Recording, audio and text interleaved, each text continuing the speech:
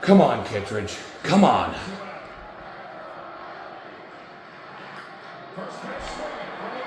Come on. Make the catch. Yes! Let's go!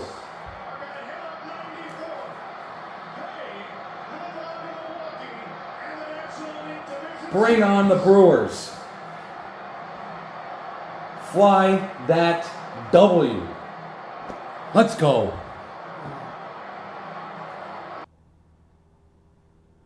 Oh, man. Life is so much better when the Cubs are winning in October, man. That's what I'm talking about. Yes! Yes! Yes, yes, yes, yes! That's what I'm talking about! The Cubs win the wild card series over the San Diego Padres. They take game 3, 3-1, and advance to the NLDS to take on the Milwaukee Brewers. Playoff series win! A playoff series win! And a winner-go-home game. Gotta have it or the season's over. And the Cubs came through with some solid pitching. What did I say in yesterday's video at the end? The Cubs have got to have a good start in Game 3, and that's exactly what they did. Jameson Taillon shut it down early on in this game. He looked really good. Like, really, way better than I thought he was going to look. Very proud of what he put out there for the Cubs. Getting through 4 full innings, which in the playoffs is good for a starter. And the Cubs already, by the time he had left the game, the Cubs had some insurance already. Because the Cubs were able to rattle former Cub pitcher Yu Darvish early on in this game and forced him to come out super early.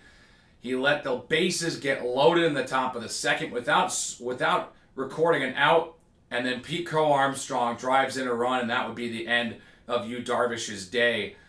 And then Jeremiah Estrada would come in to try and limit the damage, which he did. He did only let one more get in, but that was the start of all drama for San Diego. Look, I got to give a lot of credit to this batting lineup. They recovered from a pretty poor showing in yesterday's matchup. And that's in part due to them getting off to a better start. I mean, Michael Busch with a 3-hit day. Pete Crow-Armstrong with a 3-hit day. Kyle Tucker had a couple nice important hits. I really liked what I saw. 13 hits as a team. And they were able to rattle this Padres pitching staff early. Get a couple runs on the board thanks to getting into a bases loaded no-out situation. And they were able to hold. But by gosh, did that get a lot closer than it really should have been. Because in the top of the 9th, despite being up 3-0, they got to go up against 2 hitters who have played very well this week.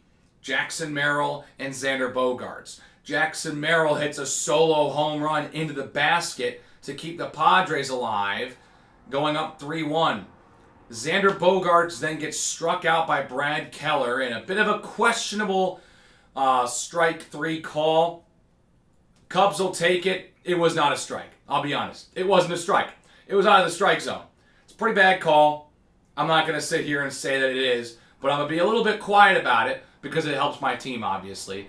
But, that's a moment that baseball fans are looking at and saying, this is why the automatic ball system is coming into the league next season. Because in moments like that wouldn't happen.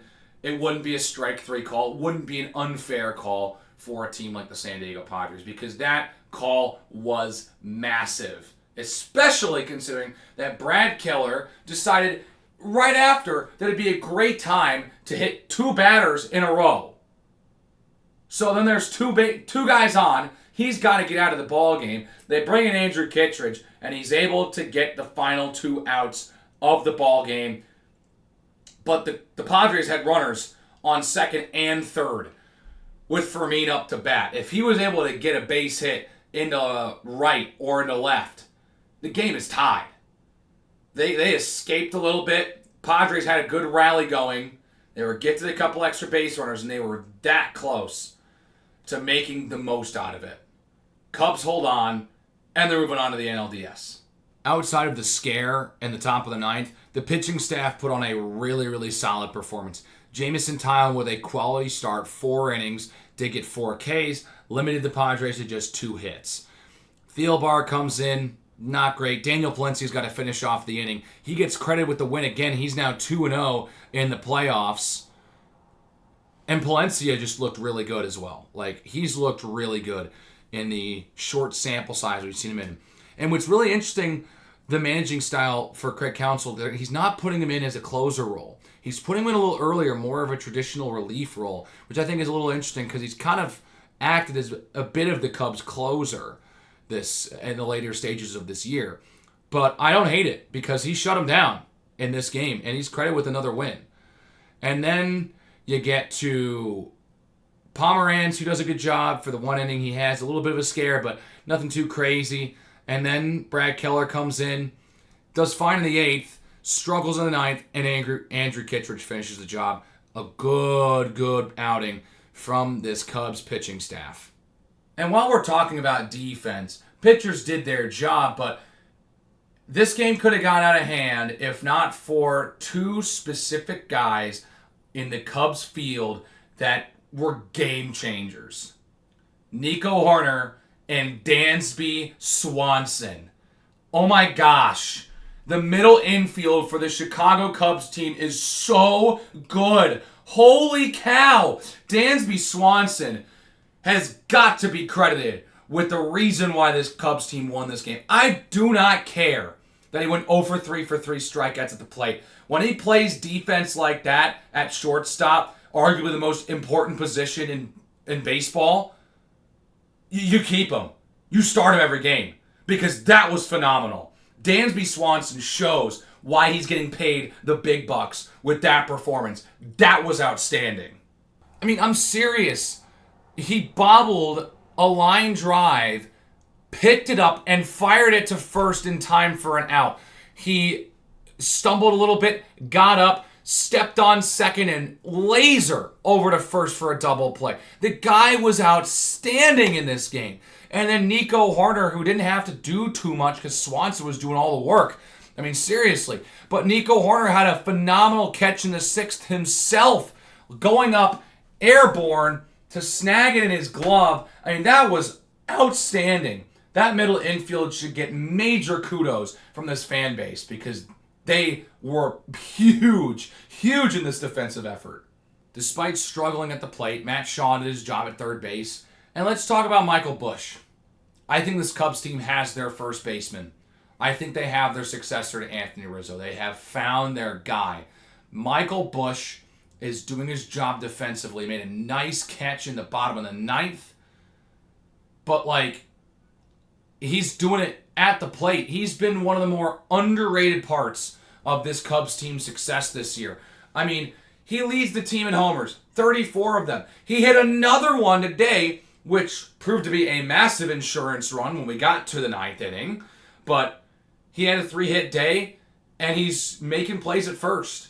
All he's doing, he's catching the baseball when it's thrown to him by Dansby Swanson or Nico Hoerner or Matt Shaw.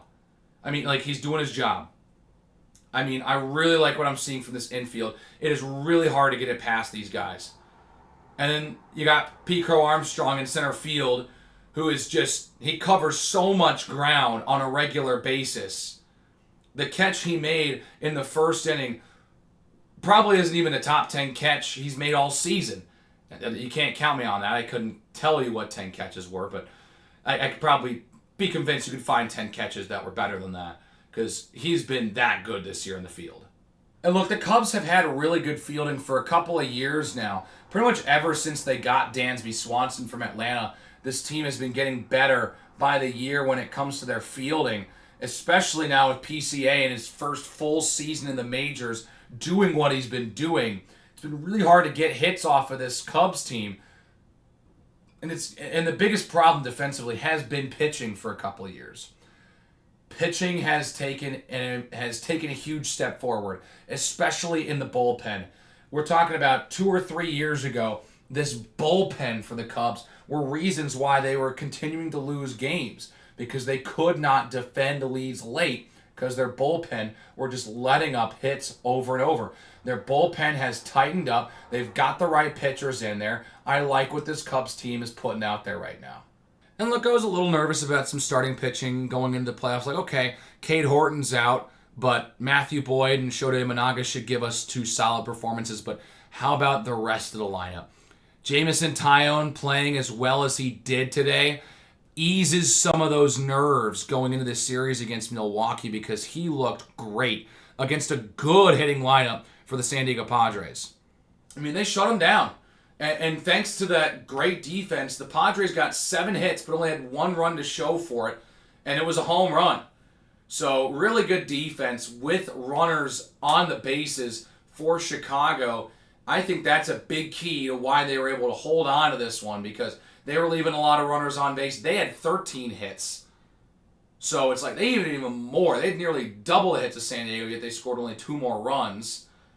You want to see some more run support being scored, but defense was the name of the game of this one. And look, both teams had a lot of problems with runners on the bases. The Cubs did a good job, but so did the Padres. Both teams left 8 runners on base.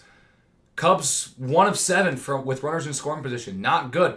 But the Padres didn't get a hit with runners in scoring position. And that is the exact reason why the Cubs won this ball game. They did not allow a hit when the pressure was on and runners were at second or third base.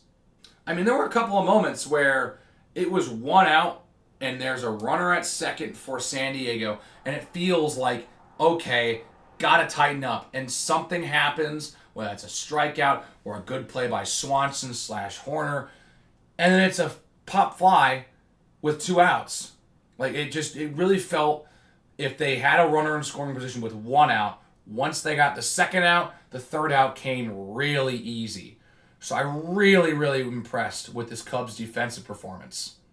I mean, and now speaking as someone who lives in San Diego and in the area where the Padres play and how much the city loves the Padres, this is a backbreaker.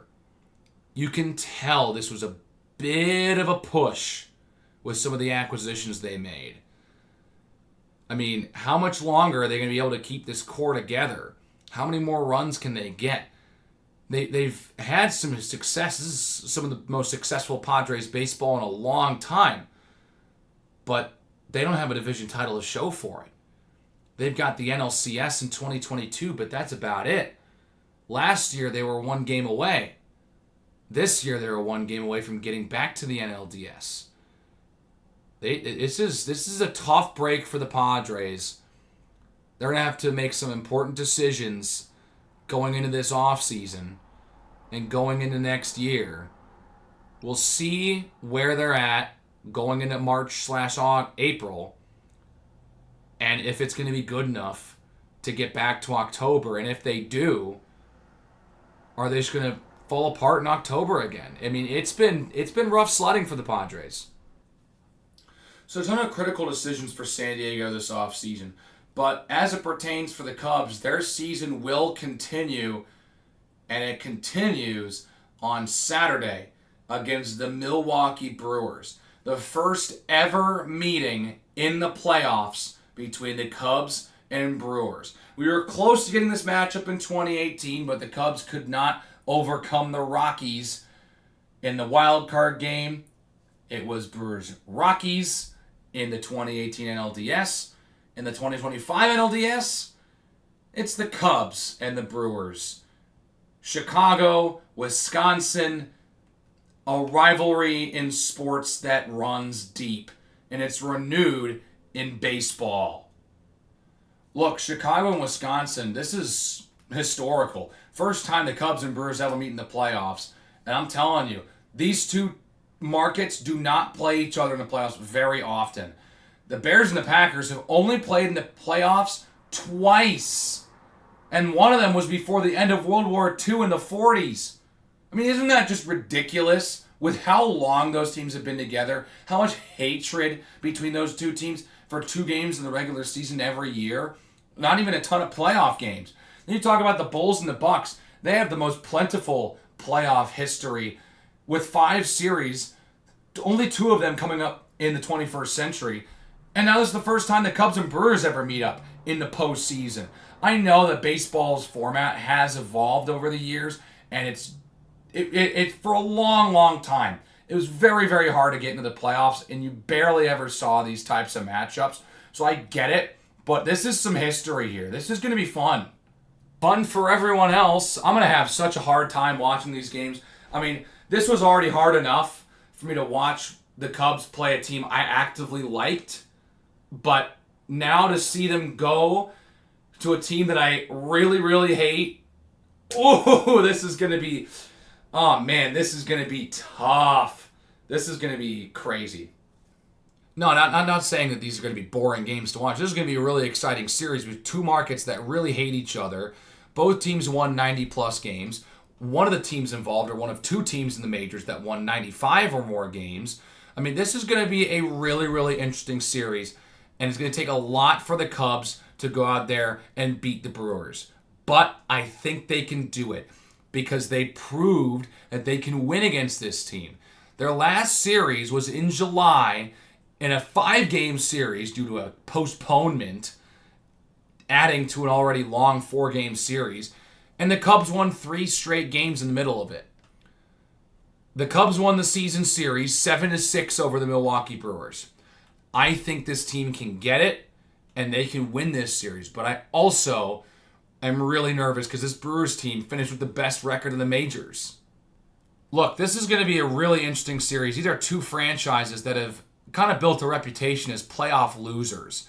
The Cubs, I mean, of course, 108 years without winning the World Series. The Brewers have still yet to win their first World Series.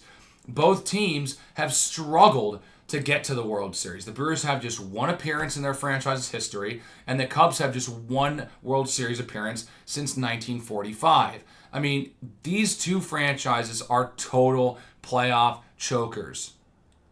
Who chokes more is what that's really what it comes down to. Who chokes more? So how about this? Let's stick around here on this channel. Some more baseball content coming your way because guess what? The Cubs are still playing. The Bears are on a bye this week, so we can direct all of our attention to the Chicago Cubs, who are playing in the NLDS for the first time since 2017. So like the video if you like this and want to see these videos for the NLDS. Subscribe if you really liked it. Let me know if you like the baseball content.